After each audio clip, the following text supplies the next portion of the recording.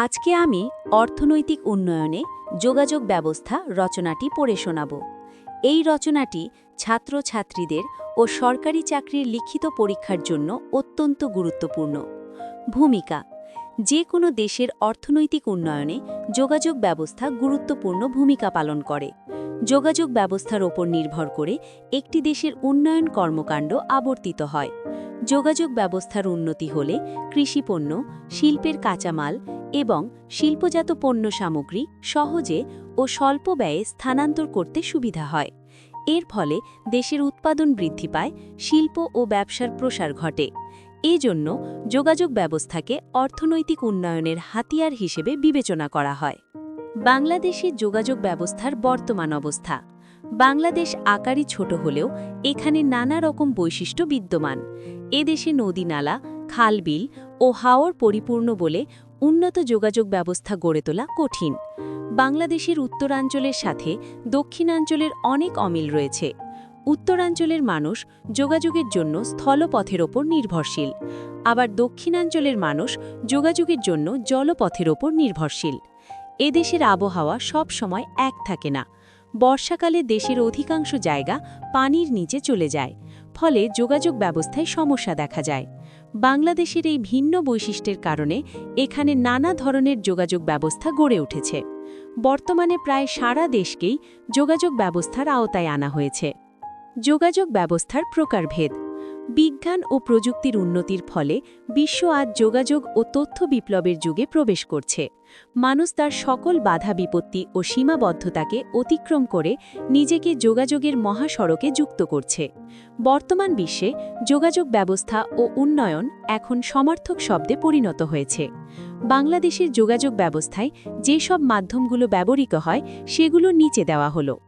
রেলপথ: বাংলাদেশের সর্বপ্রথম 1862 সালের 15 নভেম্বর দর্শনা হতে জগতি পর্যন্ত 52.8 কিমি রেলপথ চালু হয়।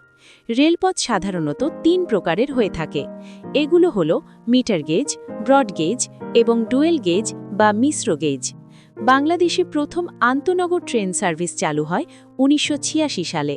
2011 সালের 4 ডিসেম্বর রেল ব্যবস্থার উন্নতির জন্য আলাদা রেল মন্ত্রণালয় গঠিত হয়। বর্তমানে বাংলাদেশে প্রায় 441টি রেল স্টেশন আছে। দেশের রাজধানী, শহর ও বন্দরের সাথে যোগাযোগের জন্য রেলপথের গুরুত্ব অপরিসীম। 2013 সালের অর্থনৈতিক সমীক্ষা অনুসারে বাংলাদেশে মোট রেলপথের দৈর্ঘ্য 2877 কিলোমিটার। এদের মধ্যে 1843 কিমি মিটার গেজ, 659 কিমি ব্রড গেজ এবং 375 কিমি হল ডুয়েল বা মিশ্র গেজ। সড়কপথ: বর্তমানে যোগাযোগ ব্যবস্থায় বাংলাদেশের সড়কপথ গুরুত্বপূর্ণ স্থান দখল করে আছে, কিন্তু আমাদের দেশের সড়ক ব্যবস্থা যথেষ্ট উন্নত নয়। বাংলাদেশে সড়ক পরিবহনের সাথে নিয়োজিত সরকারি সংস্থাটির নাম হল বিআরটিসি। এটি 1961 সালে প্রতিষ্ঠিত হয়েছিল। বাংলাদেশ অর্থনৈতিক সমীক্ষা 2013 সালের প্রতিবেদন অনুসারে এদেশে 3575 কিমি সাতীয় মহাসড়ক, 4323 কিমি আঞ্চলিক মহাসড়ক এবং 13678 কিমি জেলা রোড রয়েছে। তবে সাম্প্রতিককালে সড়ক যোগাযোগ ব্যবস্থার উন্নতি হলেও পূর্ণাঙ্গ সড়ক যোগাযোগ ব্যবস্থা গড়ে তোলা সম্ভব এখনো হয়নি। নৌপথ: বাংলাদেশের পরিবহন ব্যবস্থায় নৌপথের বিশেষ অবদান রয়েছে। নদীমাতৃক দেশ হওয়ায় অভ্যন্তরীণ যাতায়াত ব্যবস্থায় এর গুরুত্ব সর্বাধিক। বাংলাদেশ নৌ পরিবহন সংস্থার নাম হল বাংলাদেশ অভ্যন্তরীণ নৌ পরিবহন প্রাধিকরণ। বর্তমানে বাংলাদেশের নদীপথের দৈর্ঘ্য 8400 কিমি। বাংলাদেশে সারা বছর নাব্য নদীপথের দৈর্ঘ্য 5400 কিমি। নৌপথে স্টিমার, লঞ্চ, কার্গো, ইঞ্জিন চালিত নৌকা ও সাধারণ নৌকা চলাচল করে। দেশে যাত্রী ও পণ্য পরিবহনেও এর অবদান রয়েছে।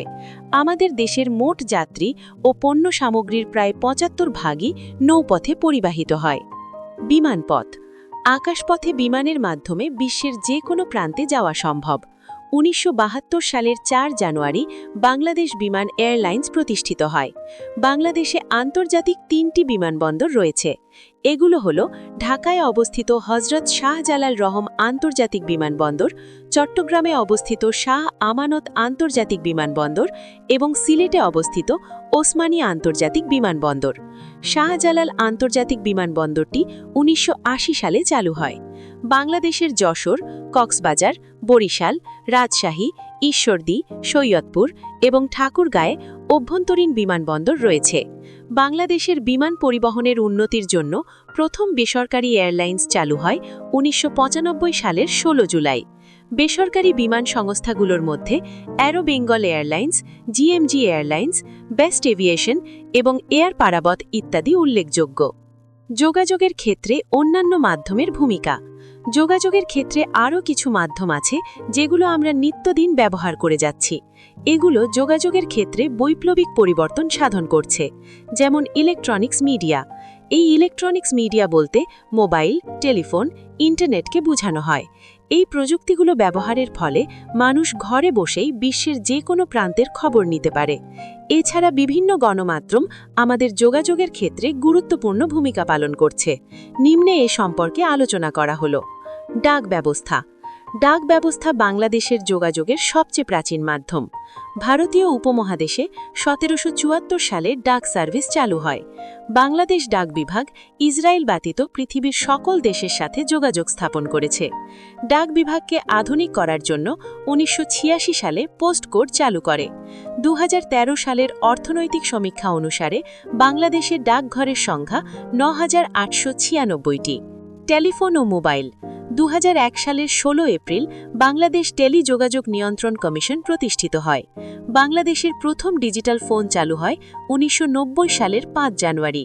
১৯৯২ সালের ৩ সেপ্টেম্বর বাংলাদেশে কার্ড ফোন চালু হয় এবং ১৯৯৩ সালের ৮ অগস্ট সেলুলার ফোন চালু হয়। বাংলাদেশে বর্তমানে ৬টি মোবাইল ফোন কোম্পানি রয়েছে। সেগুলো হলো সিটিসেল, গ্রামীণফোন, রবি, বাংলালিংক, টেলিটক এবং এয়ারটেল। বাংলাদেশের একমাত্র সরকারি mobile phone company Teletalk Bangladesh limited ২০০৫ সালে যাত্রা শুরু করে। ২০১৩ সালের অর্থনৈতিক সমীক্ষা অনুসারে বাংলাদেশে ফোন ব্যবহারকারীর সংখ্যা ৯.৮৪ কোটি। টেলিভিশন। ১৯৬৪ সালে বাংলাদেশের সর্বপ্রথম টেলিভিশন কেন্দ্র স্থাপিত হয়। বর্তমানে বাংলাদেশে ২টি পূর্ণাঙ্গ সরকারি টেলিভিশন কেন্দ্র এবং ১৪টি উপকেন্দ্র বা রিলে কেন্দ্র রয়েছে। ২০০০ সালে বেসরকারি নিয়ন্ত্রণে ২১ টিভি নামে একটি টিভি চ্যানেল খোলা হয়। তবে ইতিমধ্যে অনেকগুলো স্যাটেলাইট বাংলা চ্যানেল এদেশে তাদের অনুষ্ঠান প্রচার করছে। এগুলো হলো চ্যানেল আই, এটিএন বাংলা, এনটিভি, বাংলাভিশন, বৈশাখী ইত্যাদি। বেতার। ১৯৪৭ সালে এদেশে মাত্র একটি বেতার কেন্দ্র ছিল। বর্তমানে বাংলাদেশ বেতারের ১২টি আঞ্চলিক কেন্দ্র রয়েছে। বেতারের মাধ্যমে বহির্বিশ্বের কার্যক্রমে বেশ কয়েকটি ভাষায় অনুষ্ঠান প্রচার করে থাকে। এগুলো হলো বাংলা, ইংরেজি, উর্দু, আরবি ও নেপালি ইত্যাদি। এছাড়াও ১২টি বেসরকারি এফএম রেডিও রয়েছে। গ্রাম অঞ্চলের রেডিওগুলো তাদের বার্তা প্রচার করে গুরুত্বপূর্ণ ভূমিকা পালন করে। অনেক সময় আবহাওয়া সম্পর্কে পূর্বাভাস দেওয়া হয় এবং সমুদ্র উপকূলবর্তী মানুষগুলোকে এ বিষয়ে সচেতন থাকতে বলা হয়। এভাবে বেতারের মাধ্যমে নানা ধরনের উন্নতি সাধিত হয়। ভূ উপগ্রহ কেন্দ্র। বর্তমানে বিশ্বে যোগাযোগের জন্য ভূ উপগ্রহ কেন্দ্র একটি শক্তিশালী মাধ্যম। বাংলাদেশে ভূ উপগ্রহ কেন্দ্রের সংখ্যা 4টি। এগুলো হলো রাঙামাটি বেতুবুনিয়া, গাজীপুরের তালিবাদাদ উপগ্রহ ভূকেন্দ্র, ঢাকার মহাখালী এবং সিলেট ভূ উপগ্রহ কেন্দ্র। এদের মধ্যে রাঙামাটির বেতুবুনিয়া উপগ্রহ ভূকেন্দ্র সর্বপ্রথম ১৯৭৫ সালে চালু হয়। টেলেক্স, ফ্যাক্স ও ইন্টারনেট। বর্তমান যুগে বেতার তরঙ্গের মাধ্যমে বিভিন্ন দেশে দ্রুত সংবাদ আদান-প্রদান করা সম্ভব হয়েছে। ফ্যাক্সের মাধ্যমে পৃথিবীর যে কোনো দেশে মুহূর্তের মধ্যে শব্দ, ছবি, ডকুমেন্ট ইত্যাদি প্রেরণ করা যায়। আবার ইন্টারনেট সংযোগের মাধ্যমে মানুষ পৃথিবীকে হাতের মুঠোয় নিয়ে এসেছে। ১৯৯৬ সালে ৪ জুন বাংলাদেশের প্রথম ইন্টারনেট ব্যবহার শুরু হয়। অর্থনৈতিক উন্নয়নে যোগাযোগ ব্যবস্থার গুরুত্ব।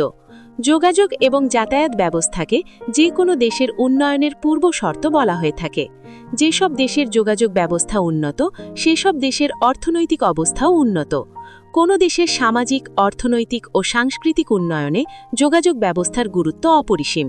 কৃষি পণ্যের এবং শিল্পজাত পণ্যের বাজারজাতকরণ, শ্রমিকদের চলাচল, ব্যবসা বাণিজ্যের সম্প্রসারণের জন্য প্রয়োজন উন্নত যোগাযোগ ব্যবস্থা।